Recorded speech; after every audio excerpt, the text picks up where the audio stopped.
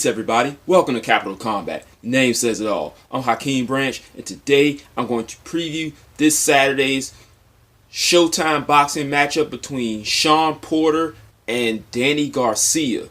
Now, this match is going to be for the vacant WBC welterweight title in a fight between two of the guys who've been circling the top of the welterweight division for at least the past 5 years. And if you know Porter, he was the former IBF champ, lost that to Kell Brook, and has been trying to become a two-time champion. He has his chance this Saturday. Danny Garcia was a two-division WBC title claimant who lost his belt to Keith Thurman last year in a highly fought contest that I think he's had maybe about 2 fights since then. I'll look it up quickly and just make sure that. Anyway, both of these guys, from the training camp videos that we've seen, look to be in tremendous shape. They have studied their opponents well. So I think that we are going to have ourselves a 50-50 fight here. I was talking to Rob about it. He believes the same thing. And getting into both guys' skills and intangibles, he was saying that he believes that Porter is the more athletic guy, a little more explosive, and a little bit better jab than Garcia, but he oftentimes lunges in and smothers his work. Now, the guys that have defeated him were able to do 2 things. One, with Keith Thurman, he was able to move out of the way and keep Porter off of him and catch him before he was able to get in too close and work that way. With Kell Brook was able to stand his ground and catch Porter as he came in with hard counter shots, straight rights and lefts, occasional hooks. And then once they got on the inside, he was able to hold him and make sure that Porter couldn't work on the inside once he got there. People who weren't able to do that got steamrolled, a la Berto, Malignaggi, Devin Alexander, other guys in the top of the welterweight division who weren't able to keep Porter from doing what he does well. Also, add Adrian Broner to that list. Both guys have fought a lot of good competition. I think Porter has fought the better competition, but we'll see what happens when they fight in the ring together. Garcia has impeccable timing, exceptional balance, and very decent power. We don't really know Porter to be a guy that stops people. He is very physically strong. Like Rob said, he's very athletic. And he usually out-physicals people until, and they lose via decision. He was able to stop Berto.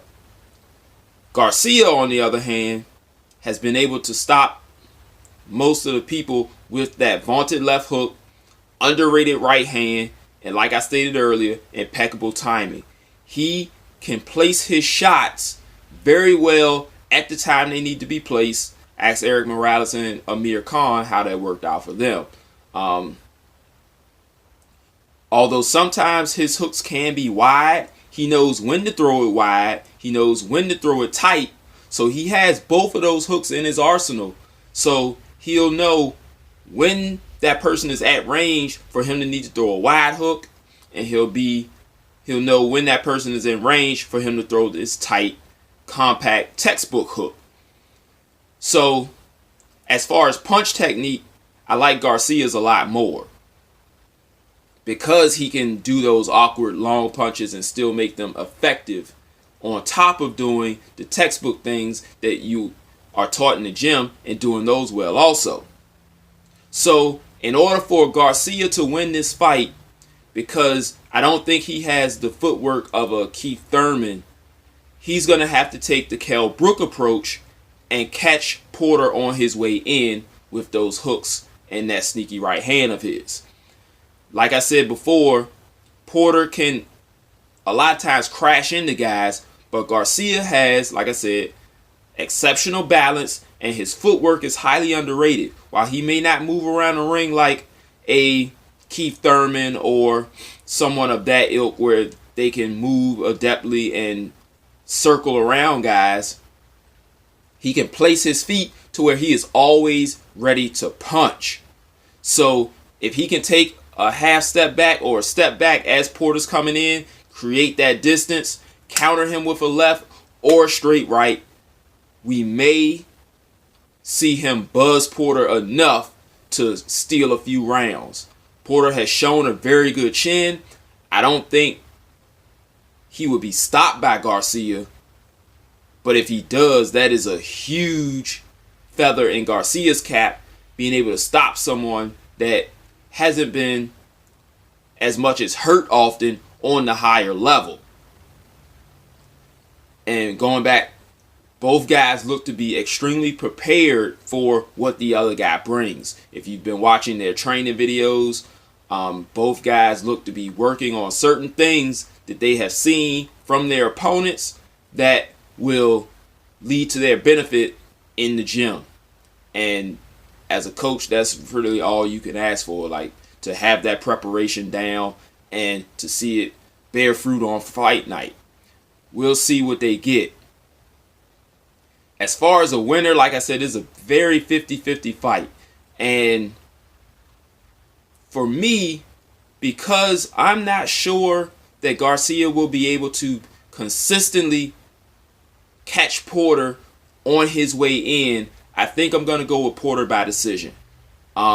It's going to be a close one because, like I said, Danny Garcia knows how to land some punches. And when he lands the punches, you know he lands the punches.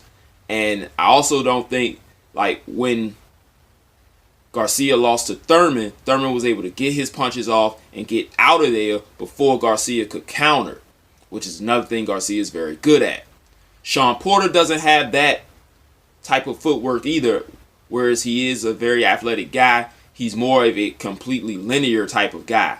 We don't see him do a lot of sidestepping and moving around and pivoting, whereas you saw that a lot from Keith Thurman. So Garcia will have his opportunities. I just don't think he'll be able to capitalize on them enough to where he can keep Porter from continuously coming forward on him and winning rounds off aggressiveness and being probably the more active fighter. Because both guys are supremely conditioned. They look great in those training camp videos that I mentioned earlier. But Porter has just shown the ability to crash forward for 12 rounds, whereas we haven't seen Garcia keep someone off of him like that, with the exception of Lucas Matisse. That was probably the only time we saw Danny use a lot of footwork. Well, that's mostly because that was really the only time he really had to. But he didn't have someone with the closing speed of Porter. Matisse, while being highly aggressive, was never the best as far as his footwork, which is something that Danny Garcia exploited in their fight. Which is why you can't really go with boxing math. All of these things help you make predictions and pretty much anticipate what you can see in the ring. But until those two guys get in there, we really don't know what we're going to get. But in my opinion, I think that Porter will be aggressive enough and active enough to come away with a close decision. Like I said, he will be caught a few times very cleanly by Garcia, and that'll get him a few rounds. But like I said, it's not going to be enough for him to be able to secure a decision. So thanks for watching, guys. If you haven't done so, make sure you hit the subscribe button. Catch all of our videos. Rob and I will be together to do the Triple G versus Canelo preview. If you have any thoughts on this fight, leave your comments below. How you think the fight's going to go, who you think's going to win, what skill sets you think will be demonstrated in this fight. And then we'll see you guys in a recap. So until then, fight on. This is round one, and you've already lost. They don't seem to see that Everything we done is company cause. My fists are on fire. I perform till I perspire. My demons are in a rage. Keep thinking that it's a game. I kick rhyme, hurricane. I told them I don't play. I'm liquid. Black Street Fighter.